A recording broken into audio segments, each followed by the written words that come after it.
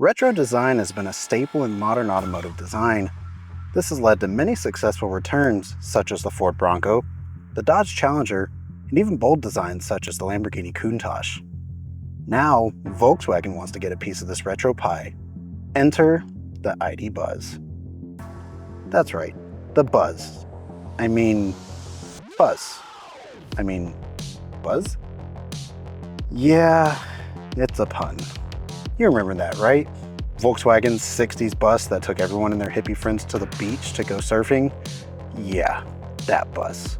Well, it's back. It's modernized and electrified. What's going on, everyone? My name's Austin Ariel with Captured Metal, and this thing is awesome. Well, depends on who you ask, but let's ask me. And I love this new Volkswagen ID.Buzz. This thing is retro, brought to the modern era, and just look at this thing. It's pretty cool in every angle known to man. And starting off with the front looks pretty sweet. Got full LED lights that are bending, they auto level. You got full light bars going across, including the illuminated emblem there. And the grille up front looks really interesting with this honeycomb design, and you still have that adaptive cruise control sensor there. But overall, it's a really imposing design that looks really neat. And honestly, I don't think they could have done any better with this. We are finally driving this ID.Buzz.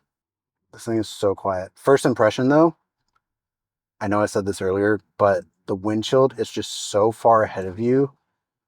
I genuinely think that windshield is 4 feet in front of me. And that's wild because it changes your whole driving experience. This must be what people felt like when the Toyota Previa came out back in like the 90s. Dang. All right, so let's talk about the styling of this ID.Buzz. And the main reason is because this is how you do a retro design perfectly.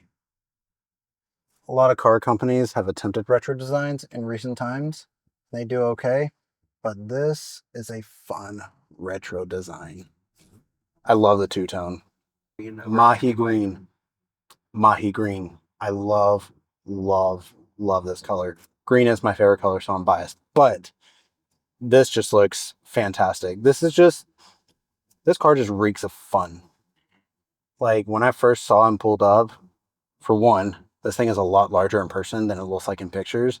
Volkswagen decided to make this all electric instead of gas, hybrid, diesel, or a mixture of the two. They made this thing completely electric, and I'm not sure if that was the best step for them, but these things are selling like hotcakes already, so sounds like people don't really care. Range on this thing, this specific one's a rear-wheel drive model, so range is 234 miles, which, I mean, knock it if you will, but it's more than enough to get you around town.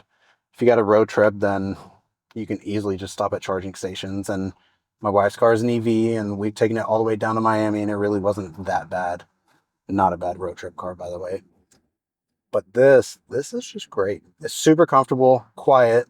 This one does have crossbars on it, so there's a little bit of road noise there, but who cares? You can take those off or adjust them.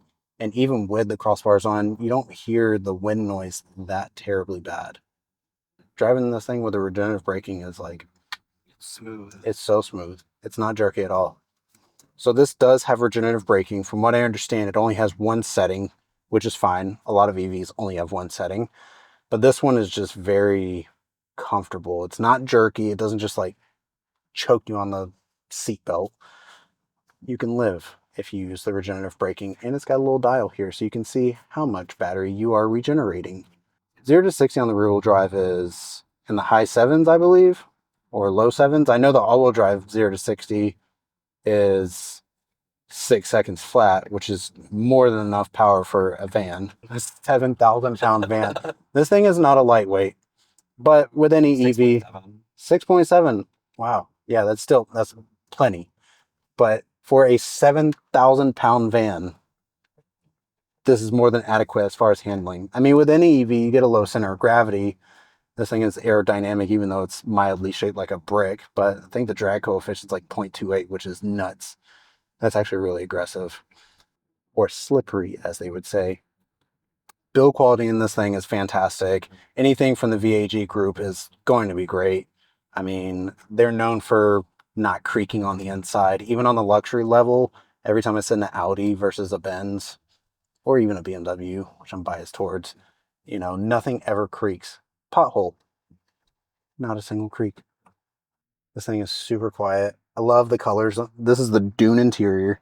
So it's like a light, creamy beige kind of interior. Got orange on the inside as well. This thing is just so fun. Like, you can't sit in this thing and frown and have a bad day. You can only have good days in an ID.Buzz. That's more than enough for something like this.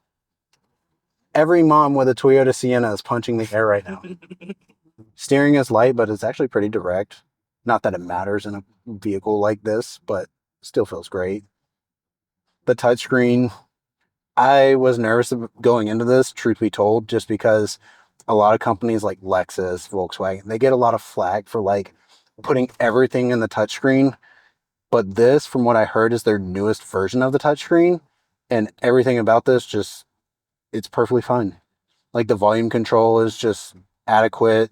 I mean, it's very responsive. It follows your finger. You got the voice assistant, which is called IDA. So features of this thing outside of the normal safety gizmos, because this thing has semi-autonomous driving, parking sensors galore, all the fancy lighting on the outside. You got like 3 to 5 different lighting gestures on the outside of the car alone. On the inside, this thing is so well appointed. As far as features, I mean, you've got massaging seats in this thing. You've got heated, cooled seats, of course. It's crazy. This thing has a memory seat for the passenger seat. I don't think I've ever seen that outside of a luxury branded vehicle before. I really don't think so. So to have that in this thing is wild. And a lot of people are going to question, like, this thing has a base price of like 69 G's. Is that a lot of money? Sure. But at the same time, I will be honest, materials are nice in this thing. You got tons of good features. And honestly, it drives really nice. It's comfortable. It's quiet. And you can tell all the moms with those Siennas that you have massaging seats. Unless they have massaging seats too, then that's a moot point. But I don't think they do. This thing does. Other cool things about the interior. I love small nuances, like the wireless phone charger is literally right next to the steering column, which makes perfect sense. That is a common sense thing that I wish a lot of manufacturers would do. Everything that you would need access to is right at your fingertips, literally. On the steering wheel, it's all capacitive touch. You've got your, what do you call this specific lighting area with all the switch gear? You had a fancy name for it. Light insight panel. Light insight panel. Leave it to German engineering to have a specific name just for the panel for your light settings. Light insight panel. Yeah, well, you just, I wonder if that shows up on camera. I'm pretty sure it will. That is awesome. That is pretty sweet. Harman Kardon surround sound. I heard the Harman Kardon is really good. Oh, God. Don't be loud. Please don't be loud. And I love that the pedals say pause and play. Is that a Volkswagen thing? Yep. Have they always been doing that? Or is that only on their EVs? On their EVs. Ah, I like that. The brake pedal is definitely on the softer side. I know some people have said that prior about these, but I can feel that. But I'm used to it now. I know for a fact as soon as I get back in my car, I'm just going to like inch it and then I'm just going to choke myself out. Oh yeah, this thing's got the auto hold. Design is excellent. Anything from the front, the wheels are beautiful. Back end design's really nice.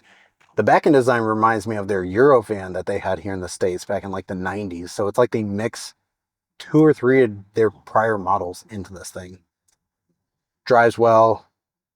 Range is 230. I mean, anybody can make that how they want to. Doesn't matter. Space is excellent.